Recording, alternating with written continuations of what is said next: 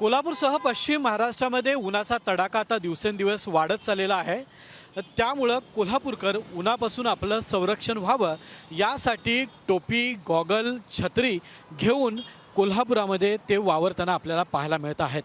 तर दुसऱ्या बाजूला उन्हाचा तडाखा वाढत असताना दुसऱ्या बाजूला कोल्हापूर महापालिका आणि वाहतूक नियंत्रण शाखा या दोन्ही शाखेनी मात्र कोल्हापूरकरांना भर उन्हात चटके देण्याचा प्रोग्राम सुरू केलाय की काय अशी चर्चा आता कोल्हापूरकरांमध्ये होताना आपल्याला पाहायला मिळत आहे। कोल्हापुरामध्ये जसं उष्णता वाढते ती उष्णता कमी करण्यासाठी कोल्हापूरकर पांढरे रुमाल, टोपी, छत्री, मफलर यांचा वापर करतायत।